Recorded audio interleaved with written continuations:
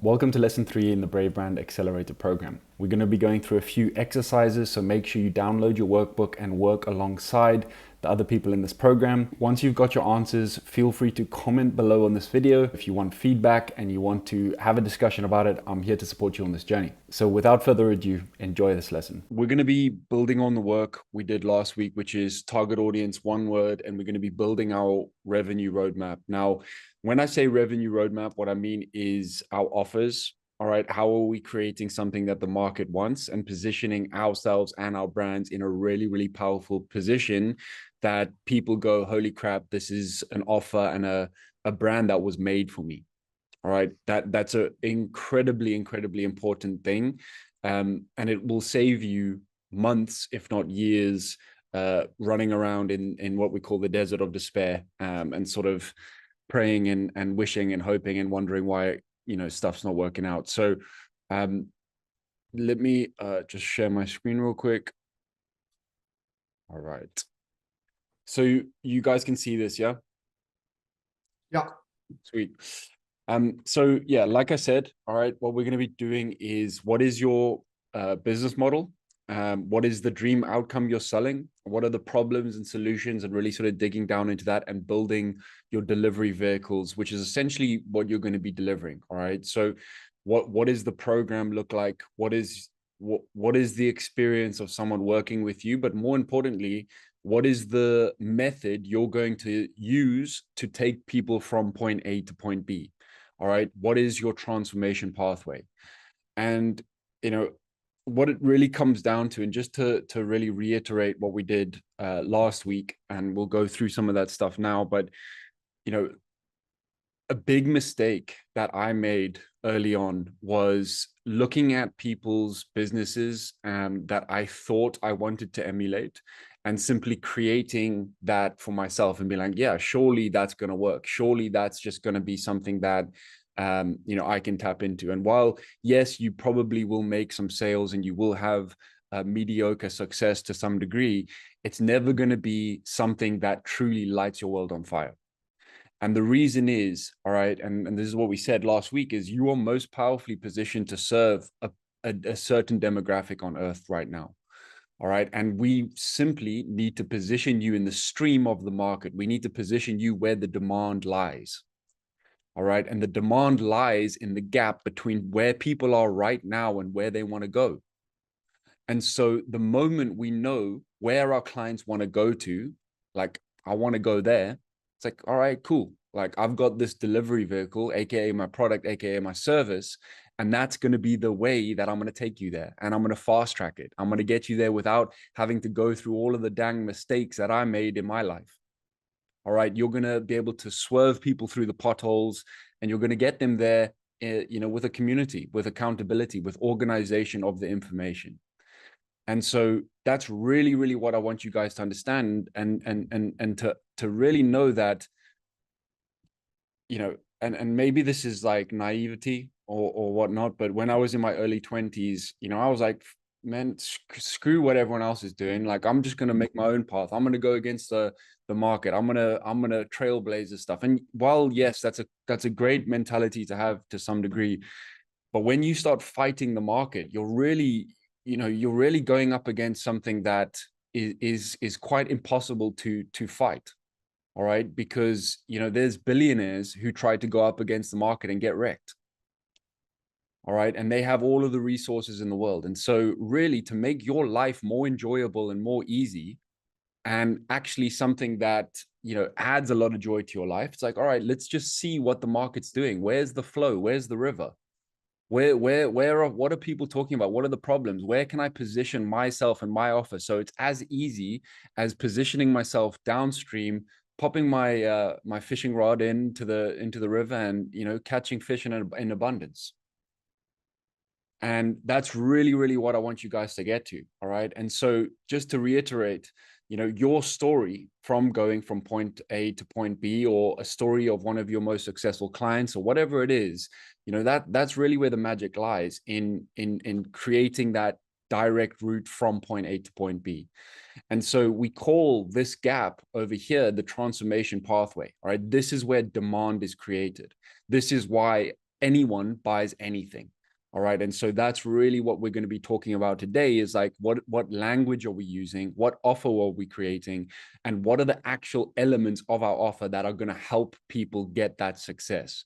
Because when it comes to success online and success in business, guys, it really is simple. All right. Because we need to make sure that we optimize for our clients' success. Because when you take care of your clients and your clients have a great experience working with you, your business is taken care of. Even if you have the worst marketing in the world, if you are the worst salesperson in the world, it doesn't matter because your product is A-star, A1, fire, flames. All right. And people come into your program and they go, holy crap, I love working with this dude because he puts me first. All right. And so an example of this where I screwed up. All right. I had a really epic business in London. And actually, I could have, looking back in hindsight, really grown that and had a really, even better business, whatever you want to call it. But I got to a stage where I was really not caring about my clients. And all I cared about was getting more sales, new clients all of the time. And I started forgetting about the people who were paying my bills. And those people started to, they had the little Chinese whispers started to develop, the little complaints started to come in, but I didn't really spot that as a threat. I was like, you know what, whatever, I don't really need you. And then before you know it, that tap dried up. All right. And then before you know it, negative referrals started happening. And I found myself in a crappy position where I could have doubled down on what was working and focused on putting my client success as the North Star of my business. All right. And so that really formed the basis for what we do now. It's like, I really just obsess and care about my client success now. Okay. And so I trust in doing that, my marketing takes care of itself. My sales take care of itself. And so that's really the what I want you guys to keep as your North Star when you think about all of these things. Put your client first. Put your client's results first. All right. And because if you can get results, they're going to be like, holy crap, where'd you get those results from? Yes, my brother Martin got them for me. He's a legend. Go speak to him right now. All right. We talk about positive referrals as such a powerful thing. And then actually that forms the basis on marketing becoming easy. Sales becomes easy because you have the proof in the pudding. All right.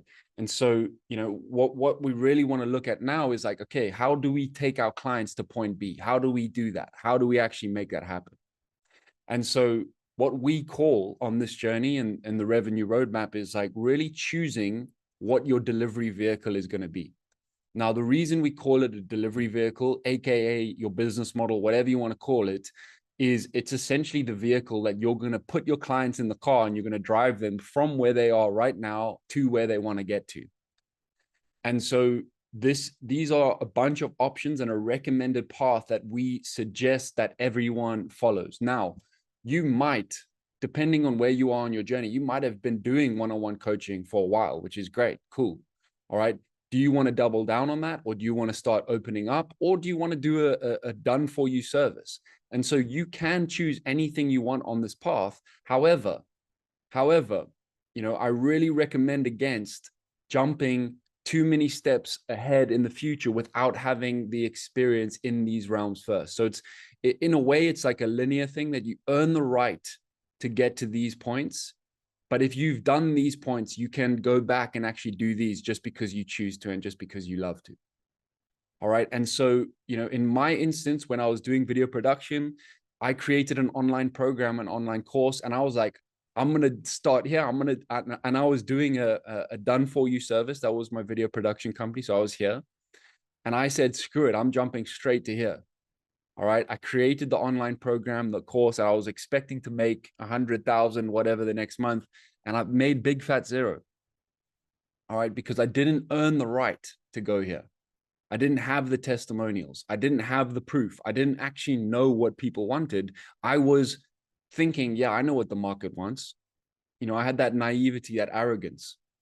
All right. And so we want to be humble in this approach. And we want to say, cool, I'm going to take I always screw up on this word, methodical. There we go. I'm going to take a methodical approach to working my way through this process and actually earning the right to get to these places. Now, I spoke to someone yesterday who I'm talking to for coaching for myself. Now, he's been in this game for like 50, 60 plus years, and all he does is one-on-one coaching. All right. So you don't have to aspire to online programs. You don't have to do group coaching. You can choose the business model and the delivery vehicle that suits you and suits your life and suits your way of communicating and way of teaching. All right. So choose something that, complements your personality.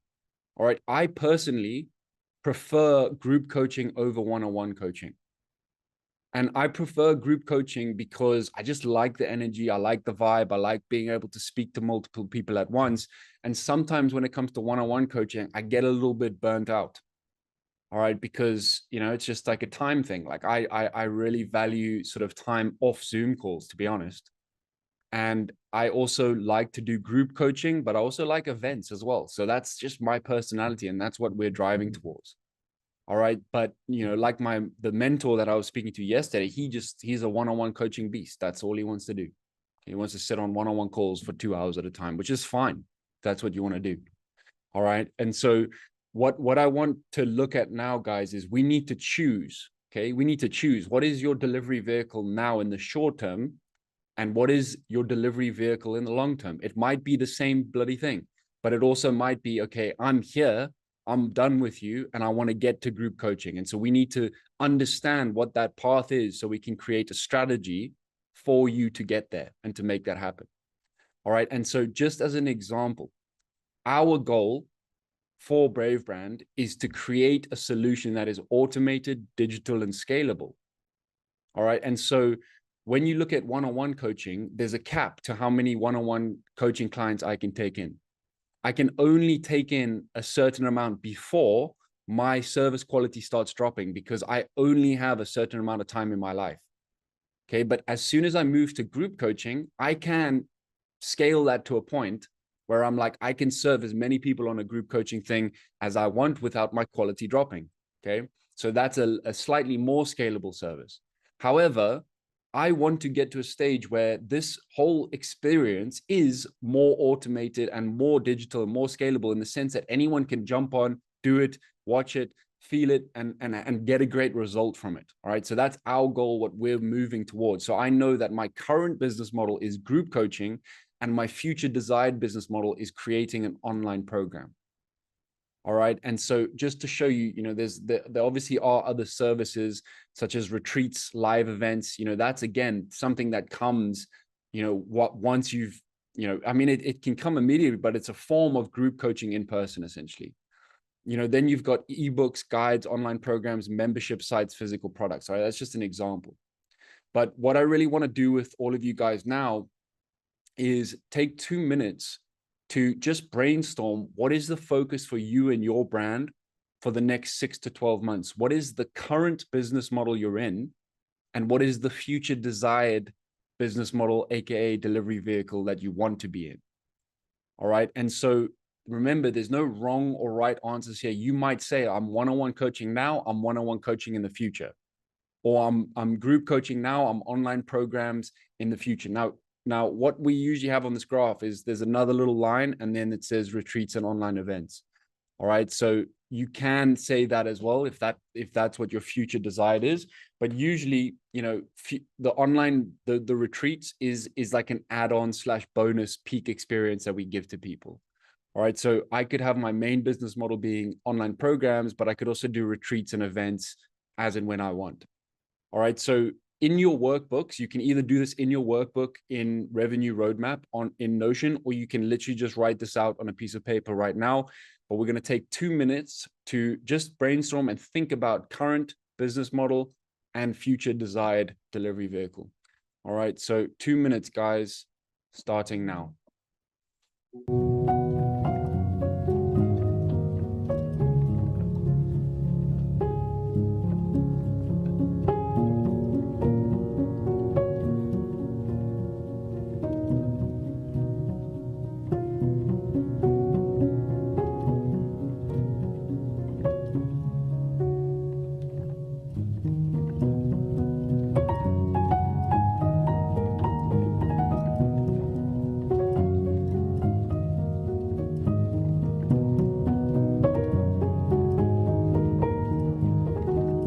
20 seconds.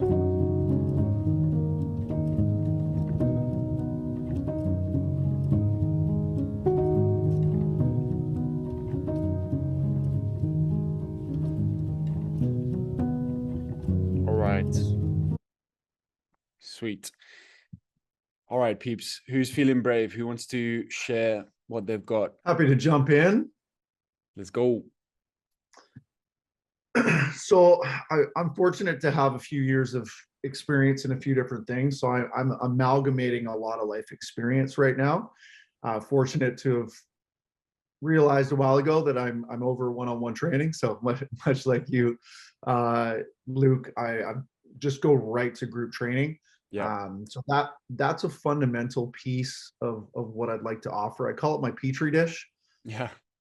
If I always like to have something palpable, working with them, testing with the group, small group, 8 to 12 athletes or regular individuals, or what I call the senior performance group. I got a 60-plus-year-old group working on longevity. And I always like to have a tight group, a little bit of scarcity there with a wait list. That's something that I'm developing here now that I've moved back to Canada. But keeping that rolling, because I get a lot of energy from that, making sure that I don't burn out. So I'm budgeting for probably 14 hours on the floor, 14 to 18 hours a week that I'm willing to be on the floor, working with 4 to 6 different groups and just having a consistent long-term vision with that group. Athlete that I worked with today, hockey player, 14, wants to make it to the show. Okay, well, that's a 5-year relationship that I'd like to build with that person. So I don't like the turnover. I want to work with the same number of athletes. And then scale, that's going to be more physical based with some mentorship. And then I actually want to scale more mental and what I call off ball, or the inner game, or soft skills workshops where I get to work with clubs. So that's more of a B2B conversation where I'm actually working with an athletic organization that has the people within it already.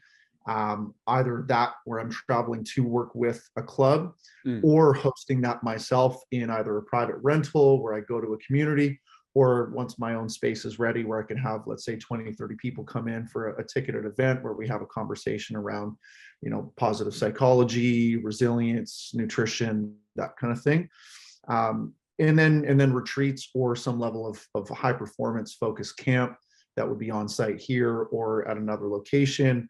Once again, working with a targeted group of people that I've earned the right and earn respect from them, not only having been an athlete myself and being in that space, but now transcending that to all sport, general physical preparation, inner game type stuff. So that's the plan anyways. And it's definitely a long-term play. Yeah. Looking that's probably over the next 2 years to have all of those happening, and where the retreats or the camps might be every 6 months, without, going too hard on those. So yeah, sustainable. I've burnt myself out a few times before, just being on the floor 8 days a week. So really just trying to plan it out where I can make a really positive impact and do this for the next 20 years and scale up. And then coaching, that's another piece. Training coaches to be able to make an impact in their communities. So that's something that I love, working with coaches. So I'm not too sure when that's going to fit, but bringing people in as soon as possible to support them and them making an impact in their community. Epic, dude. Love that, man. I absolutely love it. And I think it's great to hear you talking on a 2-year timescale. For us, for example, when we put our strategy together for this year, it was over the next 3 years. It was like, how do we get to this point we want to get to? And then plan that back for like, all right, this year's focus is going all in on group coaching. All right, then we see and we leave room in our strategy for flexibility and to obviously adapt with the changes that come and obviously the experience that we have. So I think that's awesome, man. I think, it sounds like that's really well suited to your personality and to your strengths as well, which is really awesome. So I love that. And yeah, keen to see how that sort of evolves, man. If I may, there's probably other people that have experienced this. Please. A part of that is actually building a facility. Yeah. And that's something I've never done. And so there's a conversation there where I've just retrofitted my dad's old workshop. So that thing is bare bones and put a bunch of equipment in it, but it could take 4 months. It could take a year or 2 years to build it, based off of permits, based off of, all kinds of different stuff, finances. So I'm not too sure if there's anybody who's built a facility or has one themselves. That's a new space for me. So trying to plan this in conjunction with having my own space. That's probably one of the reasons why I'm a little bit behind here, is I'm dealing with a few things, but picturing all of that and how that fits together is a new journey for me. 100%, man. Yeah, and I think from what I can see is that, the plan that you just explained is and are the stepping stones to that, and to making that event space amazing. And so it's like you're working on two things in conjunction, but it's part of the same mission and vision. If it was completely separated, I'd be like, Martin, you got to choose, brother. Like you're pulling yourself in different directions. But because it is something that is aligned to your overarching vision and the mission that you're trying to accomplish, it's aligned. All right, it's in alignment. And so what you're doing in terms of the coaching now is actually driving you towards that epic, end goal that you're driving towards. So I think that works really well. Anyone else, guys, have any thoughts or want to share just on what we've got here so far? Just quickly on the facility for Martin. Yeah. Martin, are you man alone, or do you have a team or a partner?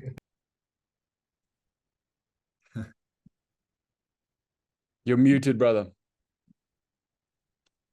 Sorry, apologies. I was already off mute. I have a partner coming in late September, joining my family here, but I'm currently living in a suite in my family's place and doing the solo. So everything's just long trajectory, solo mission, juggling a few things at the same time. Yeah. I mean, the most important thing with building the facility is going to be project management. So, finding, I don't know, you might be very adept at it, but finding someone who you can trust to manage the project, if it's going, to on a daily basis, but also finding someone who understands construction, because there are all sorts of little side roads that you will find yourself going down on the construction route. So, we can have a longer conversation if you want to at another point, but mapping out the project, a timeline, and then knowing that timeline is going to shift is really important. It's shifted a few times already. Yeah. Yeah. So that you don't get disappointed along the line. So you kind of just lock that off and know that you are going to have some disappointments, and you just deal with those. But project management is going to be critical. And then also, what I would say, I mean, I'm very fortunate throughout all the builds that we've done. I have a partner who's a construction engineer. So no one can pull the wool over our eyes. And that's the most important thing in construction, is understanding what the feedback is coming back to you and making sure that they're not bullshitting you. So, I could get my partner to just do a little checklist for you if you want to, some do's and don'ts, and that'll certainly help you. I don't want you to go down that road where you end up really letting that component of your bigger plan absolutely exhaust you. Yeah, without taking up more time on this call for everybody else, I'd love that, Tim. A little sidebar, or something along those lines. I'm learning on the fly, and want to have my finger on the pulse, because I love that level of management. But I'm gonna take my lumps, that's for sure. Yeah. All right, man. Cool. Thank you. Elvis, what's up, brother? Hey, what's going on, Luke? How's it going, everybody? Yeah, man, all good stuff, because this is actually something that I'm kind of restructuring. Because right now I've already kind of been transitioning from a coaching offer to like a build and release type of structure. And I know I've mentioned before, like I'm building the sales recruitment agency, and like just really organizing it in a way where like the sales guys are like ready to be plugged into different offers. And then I figured like, instead of finding coaches that need like commission only salespeople, build a community, because we have a really good like system with TikTok. I had mentioned it last week. So build a community where we can teach people how to generate leads, solve that first problem. And then that we like went from a one-on-one coaching to group coaching.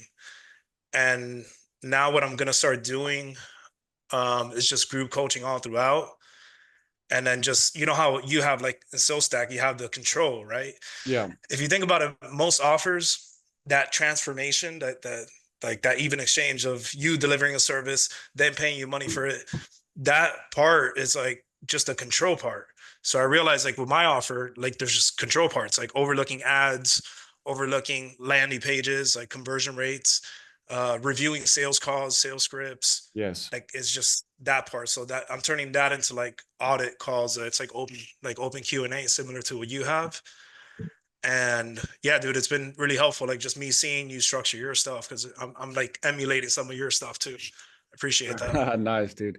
Yeah, I think that's really good, dude. And I think, you know, one of the biggest lessons I had was, again, thinking that people just wanted theory and like the why of doing things. And so I would literally speak to the camera until I was blue in the face about why something was important, but really forgetting that the thing that makes courses and programs great, as opposed to like average, is making something super specific how to with examples.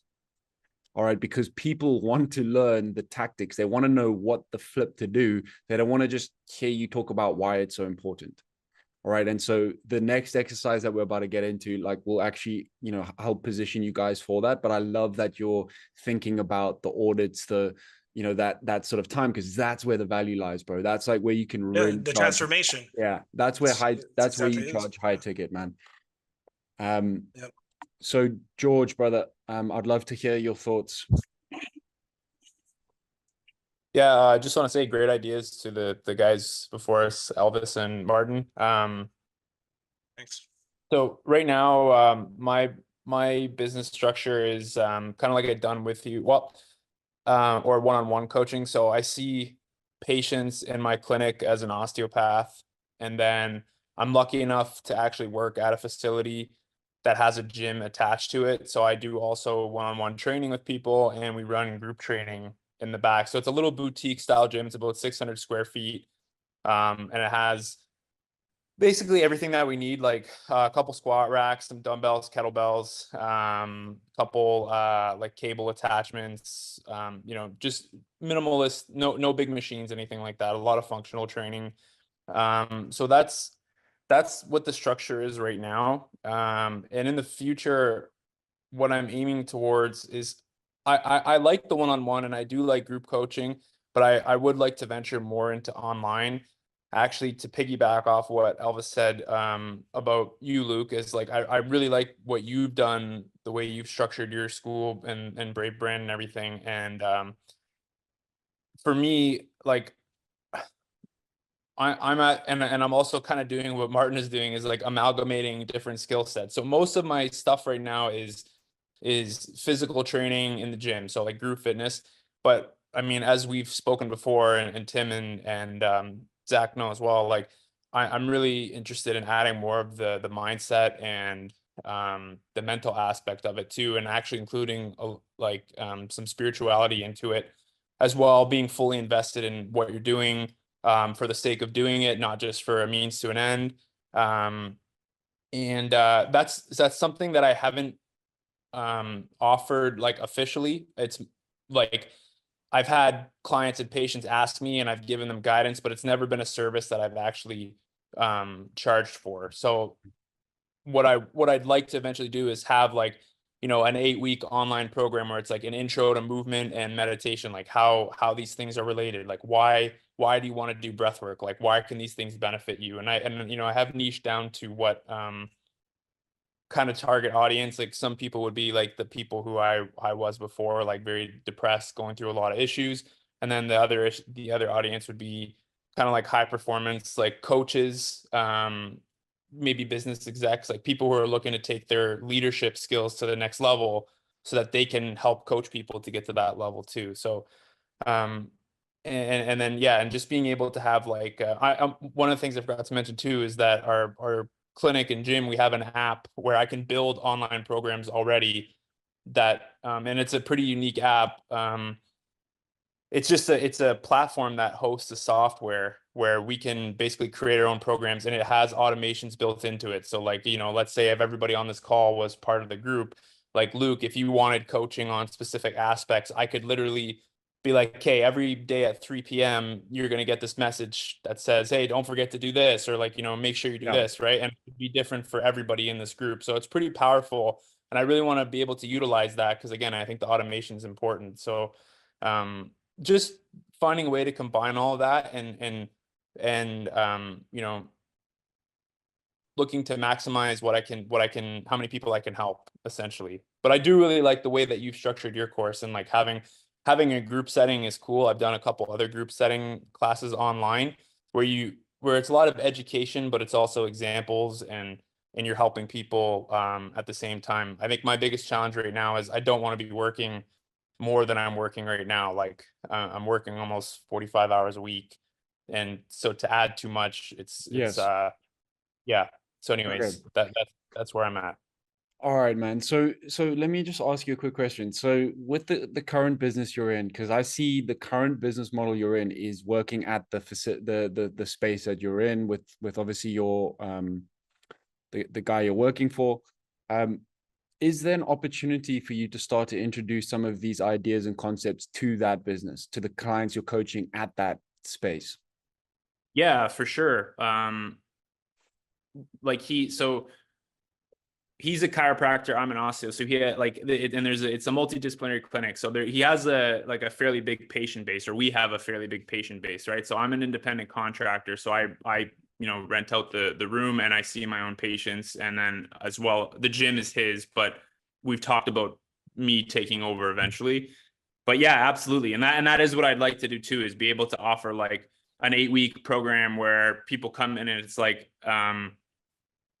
maybe a mix of online, but also in person. So it's like every Tuesday and Thursday at 6, this is the movement and meditation program, or even classes, right? Yeah. So just on that, like, I think there's a really interesting opportunity that you have to integrate a lot of the ideas that you have to a business model that's working already.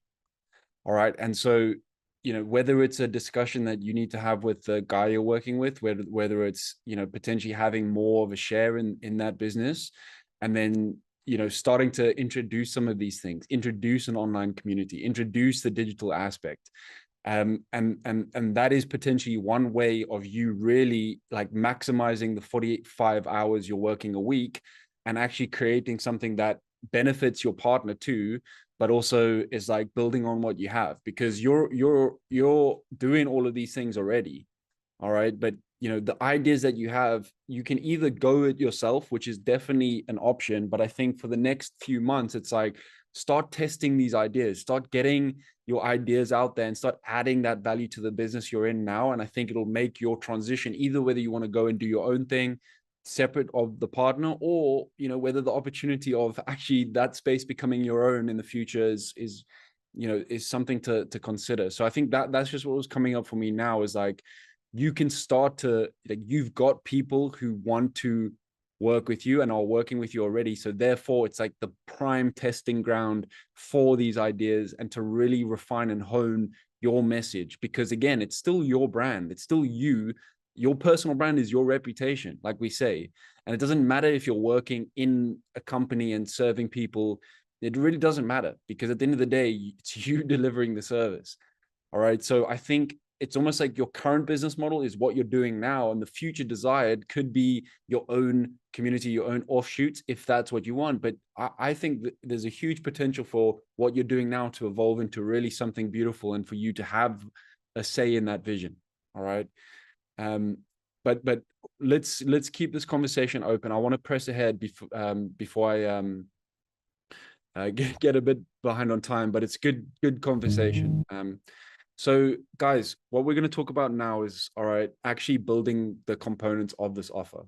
Okay. And so this is a exciting portion of this, because this is where we're going to actually create something that when people see it, actually feels like your offer was made for them. All right. We want it to feel like a beautiful glove that people are fitting on and being like, holy crap, this guy is speaking to my soul. He's taken a page out of my personal diary and he's reading it back to me. He knows me so well. All right. And so, you know, a typical offer is something like, you know, weekly check-in, initial diet plan, workout plan, you know, $200 per month, month-to-month payments, right? That's sort of the typical offer. It's like very generic. Now, what we really want for you guys is to have an improved offer where all of these points, these bonuses, these additions to your offer are literally custom made to the person that you're speaking to.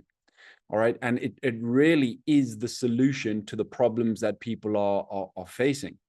If someone is like really struggling with the nutrition side of things, all right, cool. We've got the whole portion on how to take your nutrition under control. And so the way that we do that, guys, is we take all of the problems that we did in the previous lesson, which was target audience, and we turn those into super specific how-to solutions. All right. So we have a prompt for this that will help you just with this whole thing on the Notion workbooks.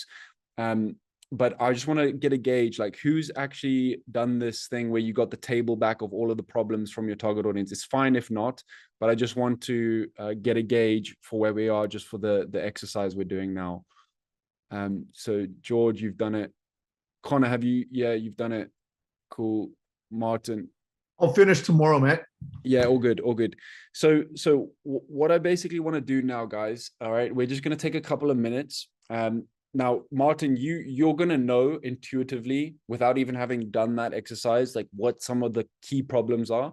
So take 6, let's say for you, of the key problems and just sort of write them down. But we really want to take those problems and turn them into how-to solutions. So right now, guys, for 2 minutes, you can either run this prompt with these instructions, or you can literally just write them down and sort of just do some brainstorming. But an example for this, I'll just show it to you real quick. Sorry, get out of this thing. Here we go. So an example for this is, here are the problems my clients face. Okay. So lack of system structure, no lead magnets, inconsistent business direction, you know, feel alone in the whole thing, struggling to achieve results, no overall strategy. So I know the problems, all right? And this is what I really want you guys to get to.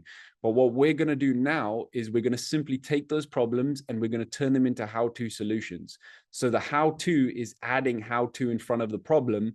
And this is going to form the basis of the delivery vehicle and the offer that we're creating. Okay. So we're going to take 2 minutes now, take the core problems that we did in the previous lesson, and let's turn them into how-to solutions. And you can, if you want, as a bonus, just give a little bit of a description to what that might look like.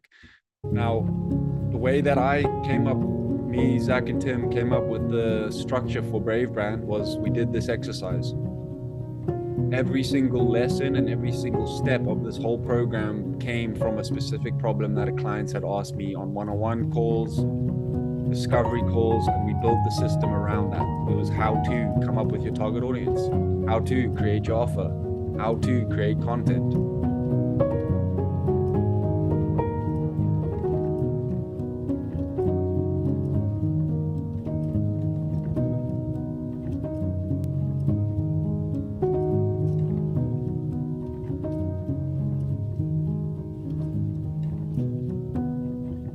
Take 20 more seconds.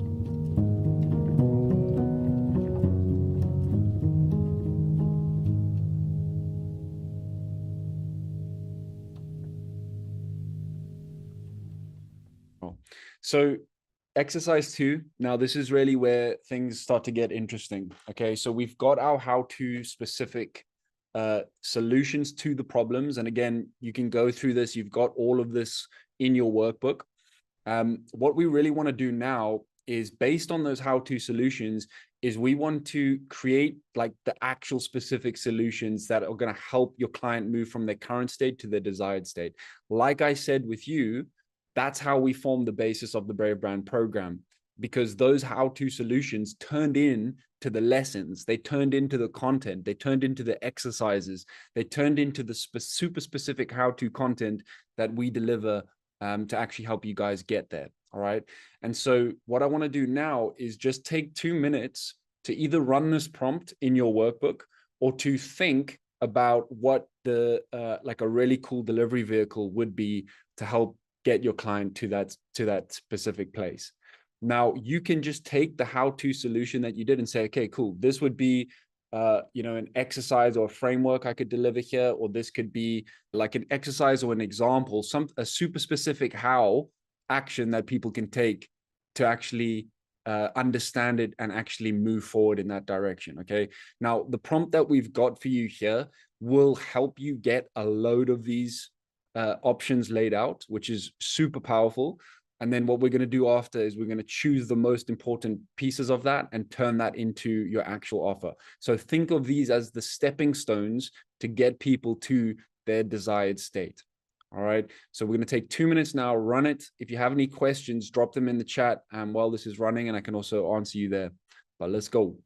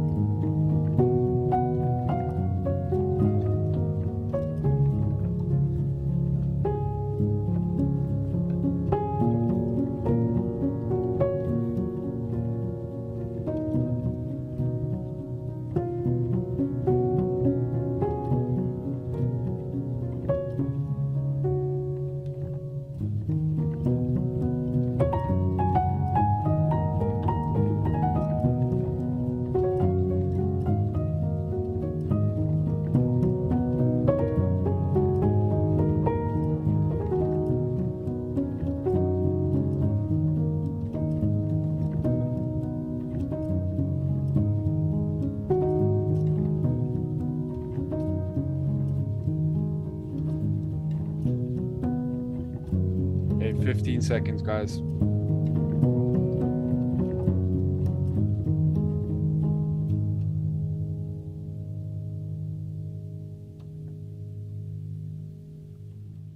Anyone feeling brave who would like to share just some of the things that you're coming up with here? Yeah, no one else is. Let's go. Having been through a system that was really challenging through sport and didn't really get the services that I wanted, and then I was a part of building one in Australia for 5 years, and just realizing that I was contributing to the problem. Something that I'm really trying to ask myself is how can I, where are the areas for disruption? How can I disrupt what, like, my problem is long-term athlete development. My problem is how do I get 14, 15, 16-year-old athlete to be the best they can be? And something that really showed up for me here gives me goosebumps thinking about it, is like, take them out of the current system for a year and do something totally disruptive. And then, like, we all know this, if someone is great, they'll get found out, right? That physical talent will get found. And so thinking about how do I want what I'm doing to be a disruption to the system, to challenge people getting stuck in the year after year, I got to do this, I got to be on this, and they get swallowed up by this thing, which we know is not working. We know does not serve the people. And so I really want to be about disruption. And so that's a fun thing to think about, is the how to is go against the grain. So having fun with that. And yeah, like, I've got a couple of thoughts here, but like, everything's based around challenging the current model, going against that, and getting a group of people to buy into a solution for a year and not participating in the mainstream piece, and then re-injecting them back in, and let's see what happens. Yeah, bro, I got goosebumps there as well, man. So that's awesome. And I think the way I like to look at this, right, I love product development. Like I love coming up with solutions and creating the courses and the programs. And it's just because it's like, it is a fun experience, and you can, and this is where we are like stepping into creativity. We are being artists in our own businesses here, because we're really deciphering and choosing, like, what are the steps that I want someone to go through? What are the steps that if I had done in my journey would have gotten me to the result a lot quicker? And so, you know, we're constantly evolving and constantly looking at our product and our services like, okay, how can we make this more impactful and really drive towards that that goal? So I really love that you're thinking in those terms. Yeah. That's awesome. Just It really an is ad. cool, because I think the same way too. It's just like, yeah, I try to peel the layers. I think I saw Elon talk about this. So he just thinks the first principle always. So like we already have like existed mechanisms that we either emulate or we see from other people, but where'd those mechanisms come from? Like, what if we like backtrack a little bit and we find easier routes? I think that's what you're trying to say, right, Martin? Oh yeah. Yeah, Yeah, that's cool. supercharged, man. I mean, we're at a point, Yeah. and Tim, I know you had something to say, but like we're just doing something because we've done it, and people are just trying to build layers and more complexity. And we're at a point where like we physically can't do any more. So the answer is, how do we do less and be more efficient? And anyways, that's the problem that I'm trying to solve with quality, with connection, and yeah, it's a really fun problem to solve. Yeah, it is really fun, Martin. I have an experience. I worked for Virgin for many years, and Yep. so we all know Richard Branson. I assume you do. Now, our values, there were two values that are relevant to what you're talking about here. The one was challenge the norm, okay, which is what you're talking about. So that's challenging the norm. And we, you know, I mean, this is long ago, and we used to have it on the wall. So that was a value that we needed to put everything through a filter. And so when we talked about the values, you know, maybe go back and have a look at your values and see how they relate to what you're talking about. So challenging was a great one, because what it does is it gives you permission to challenge the norm, which is what you're talking about. So you don't need permission anymore, because it's baked into your values as and your reputation. So, and you can understand, you can see then the manifestation of that, because for all of Richard Branson's career, when he started out, that was a value that he set out with. And he's known as somebody who challenges the norm. I mean, he abseils down buildings and all the rest of it. So the next thing is, the other value was delightfully surprising. Now, as a result of challenging the norm, let's say that everyone's going down that road and you go down that road, which is a challenging road, make sure that whatever it does, it delightfully surprises people, because they're so used to the norm. So that's how, you know, that's how we used to roll as Virgin people. And I just, it just brought it back to me that what you're talking about is the way we used to talk in our sessions or in our brainstorm sessions. So it's great. I get goosebumps listening to you talk about that, because it really does play out if you challenge the norm. So go for it. Yeah, thank you. Right on. And it's so scary, but it's fun though. It's like, what else are you gonna do? Might as well. If I may, being in a system, I actually know how grossly incompetent many people are within that system. Yeah. Right. So like, I'm sure we've all been around people like, what, you do what? You have that job? What? You know, I've been in a system where Olympic level coaches are not that smart, or they're not that innovative, or they're holding on to technologies of the past. You know, I'm sure many of us know Keegan Smith. You know, he's been a great inspiration in my life. And yeah, a lot of this is like, athletics are changing right now. And so there's an exciting space. So yeah, and it can be freaking fun too, you know. It's not menial and you got to grind your way, and it's this 1,000 people thrown up against the wall and the last person sticks wins. It's like, no, man. Like if you don't love it, you're screwed. So anyways, I'll get off my pulpit stone, but thanks for that. That's great. You know, the word fun, is something that when we do these value exercises, it also gets lost. And fun is such an important value, fun or joy or enjoyment. Surprise, surprise, that was one of the values of Virgin as well, fun. And you could see it play out. Yeah. Epic. Yeah, and just to close that off is like, you know, being a brave brand is your ability to be courageous and to go against the norm. All right. And really that is the cornerstone of courage, to be able to stand out there and be like, hey, this is the way I'm going with things. You know, jump on board with my ship. And so, you know, I would encourage you all to think along those lines, is like, how can you start to push the boat out and innovate in your space, and add a little bit of edge to what you're doing. I think it'll stand you all in great stead. All right, sweet. Any closing thoughts, guys, just on this exercise, or any other questions you'd like to ask before we move forward? All right, let's rock and roll. Cool. So what we want to really do now, specifically for the guys who have gone through that prompt, is we really want to simplify things. All right. So our goal now, with all of those solutions we've laid out, and again, do spend more time on this after this call. For anyone who's watching the recording back, you know, it's a very, very important part of the offer creation. All right. And you, ideally speaking, are going to have a long list of problems and a long list of how-to solutions. But when it comes to actually delivering this to people, we need to review each component and make sure that what we are suggesting that we could offer is actually affordable.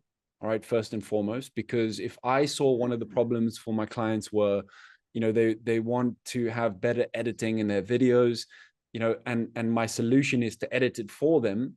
All right, I need to make sure that I can afford to invest my time in that, or I can afford to invest, you know, someone else's resources into it. Or if it is a, you know, a bespoke custom strategy for someone, do I have the time to deliver that? Do I want to deliver that? And do I feel confident delivering that? All right. So what we're going to do is, once you have that big list, is we are going to refine that down and chop it down into, you know, between 4 to 5 key components of what your offer is going to be. All right. And so, you know, it's really important to go through that process. And again, this is going to tee up nicely into when we get into the thought leadership style content. But I'm going to leave this in your plate and in your hands. Is in the workbook.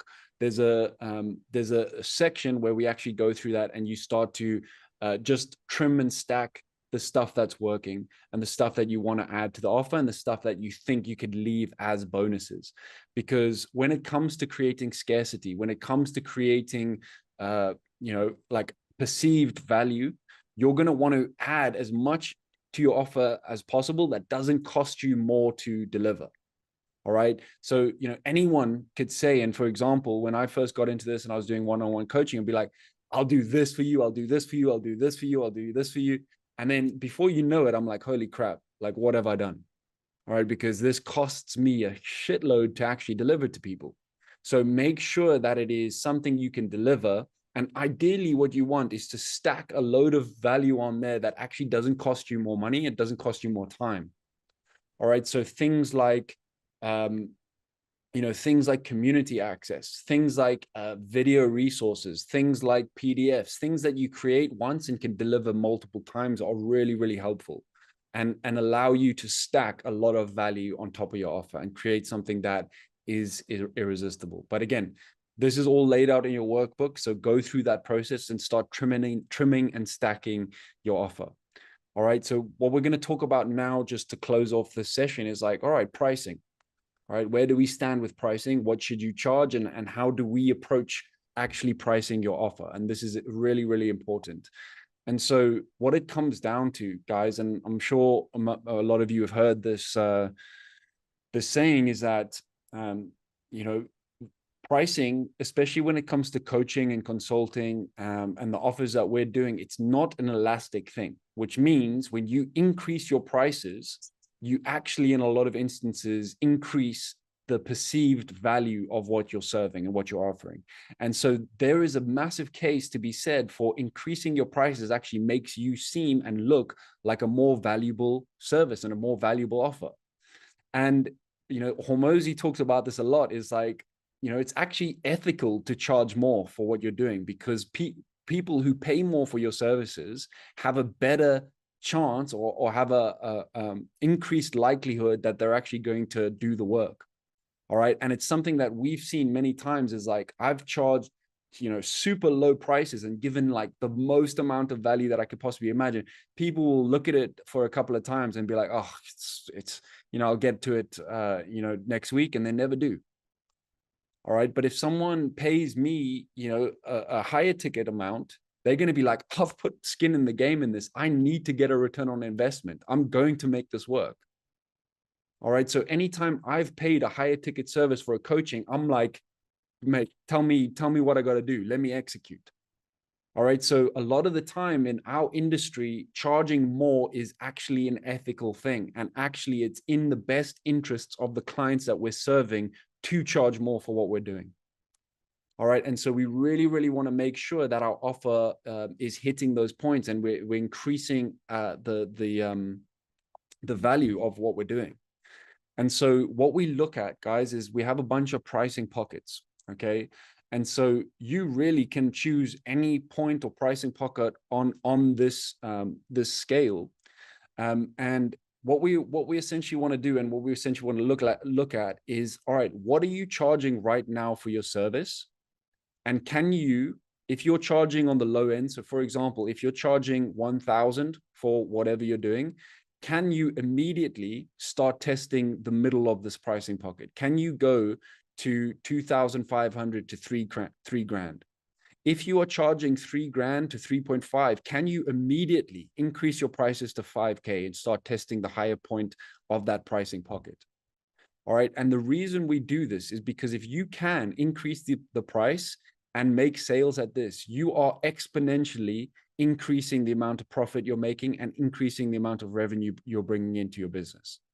All right. And so pricing is one of the quickest and best and easiest things that you can do to grow and scale what you're doing without actually doing any more work in your business. All right. So I always used to think, crap, if I'm going to sell something for 10K, I've got to do everything for my client. I got to roll out the red carpet. I got to do all of this stuff. But it's actually like, the question you need to ask yourself is, can you deliver the same service that you're delivering now and just increase the price without actually putting any more of your time into it? All right. And that's where you can start to tap into exponential growth. That's when you can start to really, really drive forward what you're doing in your business. Now, as a rule of thumb, all right, anything below $1,500 to $2,000 is something that we don't necessarily need a sales call for. That's something we could traditionally run people through an automated funnel for, that they can purchase. All right, anything above that, we typically are wanting to get onto a sales call with people so we can show them that value and build that trust. But what I really want you guys to focus on now is like, okay, where am I starting? And if I already am charging something, can I test the higher bracket of that pocket? Now, you might say, and you might feel really confident and brave and be like, I'm going to test the highest point of this pocket. I'm going to go for it. And the cool thing about pricing, guys, is that you can always reduce your price again. All right. It's not something set in stone. You make the rules. All right. So you might test a higher price point, do 5 sales calls and be like, okay, this really is maybe a little bit too much. I'm going to reduce it now. All right. So choose your pricing pocket, test it, and like, let's start, getting some real world data in.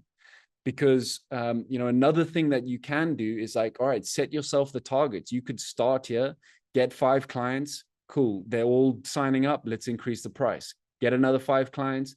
Cool. They're all signing up. Let's increase the price. All right. So your pricing strategy is so, so important. It's something I really encourage you all immediately to start testing and start increasing your prices. Okay. And so what we're going to do right now is, all right, if you have a price, where would you like to start and why? And if you don't have a price, like, where are you going to jump into? All right. I mean the other way around. If you already have a price, like, what is the higher point of that pocket that you can start testing? All right. So 2 minutes and we'll dive in. I know we're a little bit over the hour, but if you need to jump off, no worries. But if you want to stay along these, the last 2 exercises. So let's go.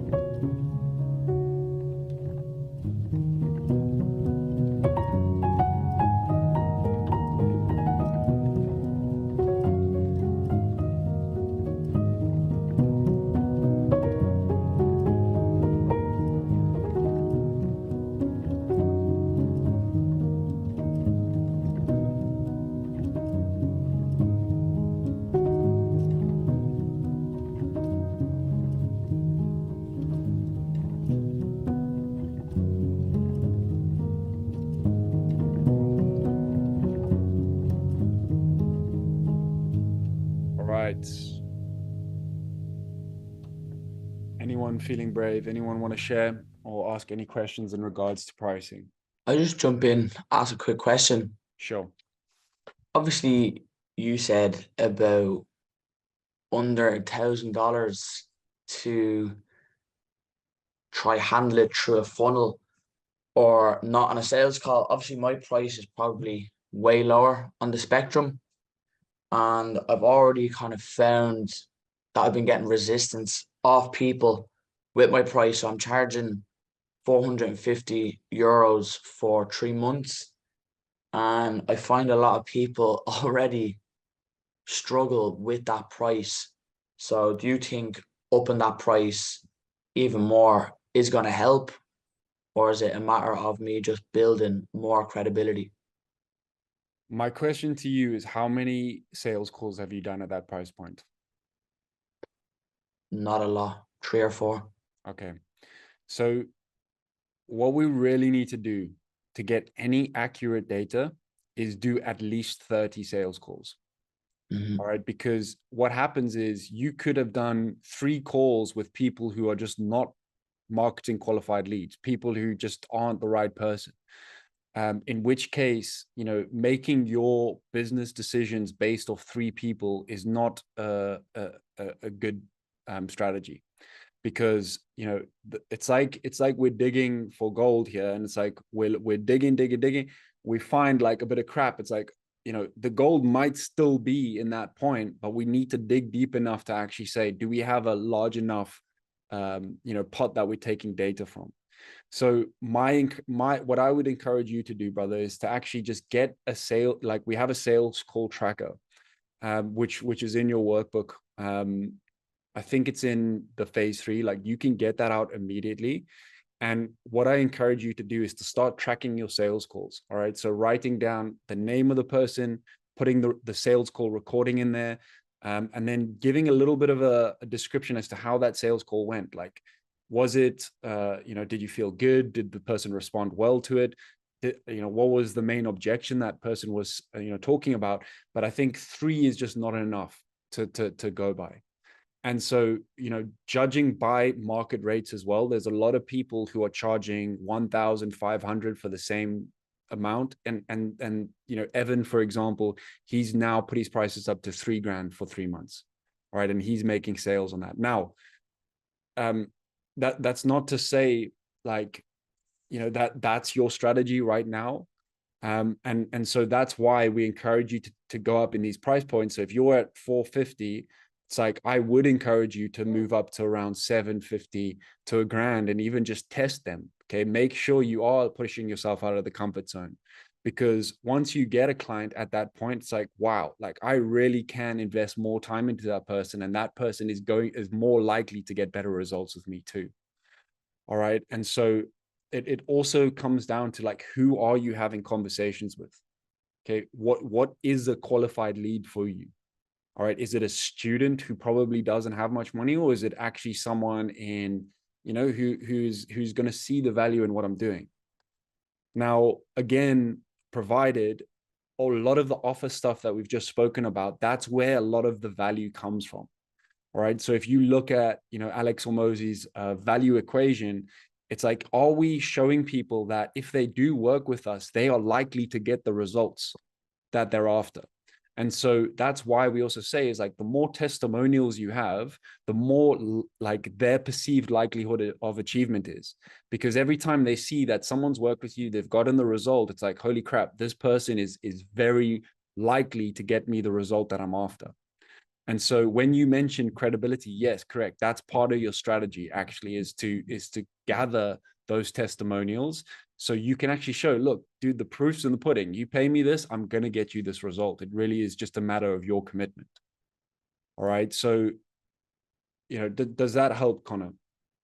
Yeah, no, it definitely helps. And I'm pretty sure the leads I've been getting and the people I've been dealing with definitely aren't the people that are going to pay those high amounts. So I think it's probably just a matter of really nailing down who I'm trying to push towards, and kind of maybe displaying that online as well. Yeah, 100%. And I think don't worry too much about, you know, running automatic funnels and this type of stuff now. It's okay to do sales calls at all of these points. And so, you know, especially if you haven't had a lot of sales at that point, I actually recommend getting on calls with people, because the more you're on calls with people, even if they're not qualified, you're practicing the skill of diagnosing people's problems, understanding what makes them tick, understanding where their limiting beliefs are, their blocks, and it's all experience and ammo for you to really sharpen your sword. All right, because you're going to get to a stage where sales becomes really, really easy. It literally is just a matter of reps. And so I want you to aim to have 30 sales calls, and then we can really look at some accurate data. All right. And then we can be like, cool, this is like, you know, people are really responding well to this. They're responding well to this. Like, you can stay at your price point right now if you want to, and just like say, I'm going to set myself a target of getting 5 sales. And once I've got those 5 sales, I'm going to then increase my price. That is also a strategy. But, you know, like, I will always encourage you guys to put your price up, because I know that you guys are offering stuff of value, especially if you're following this whole revenue roadmap process and you actually are delivering on those how-to solutions. You know, it's worth it. Like, you guys are offering a service that is worth it. Yeah, no, that all makes sense. And yeah, I appreciate it. Cool. All right. So just to close off now, guys, you see these 2 bad lads in the elevator. All right. You know, and they ask you the question, what do you do? All right. We need to be able to say to them in one short, sharp, powerful sentence what it is you do. And that's what we call your value proposition. All right. So at the bottom of the revenue roadmap, you will see that we take you through the exercise of putting your value proposition together, which is the point and the tipping point and the external packaging of everything we've done in this. All right. It's the signal that we say to people as to why they should work with us and why we are well suited to serve them. All right. So your exercise this week is to complete the workbook section in Revenue Roadmap, and then share your value proposition and offer details in school. So you can go into as much detail as you want. You can share like who it is you're helping, what are you doing to help them get through it, and what are the details of your offer. And then we can give you some feedback and we can critique it, we can pull it apart and make sure you guys are really, really in a good position to move into visual identity, social media profiles, and optimization next week. All right, because next week we get into the design, we get into what does your brand look like, how does it actually reflect all of this internal work we've been doing over the last few weeks. All right, so this week is all about offer. Now, as a bonus, if you feel confident, guys, I highly recommend trying to jump onto some calls with people who are your ideal client. All right. So you can do that just through messaging. You can do that through DMs and just jumping on some discovery calls to put some feelers out and actually put these theories that we've got throughout this process into play. Like, get some real world data from people. Start collecting information, because that's all going to help you when we get into the sales tactics. So I highly recommend trying to get onto some calls as a bonus. But again, let's work on putting an offer together that is incredibly, incredibly powerful. And then we'll rock and roll into the social media world starting next week. Okay. So thank you guys for this call. I know we've gone a little bit over, but good stuff. And we'll speak to you in school. But much love to all of you guys and well done. All right. We'll chat soon.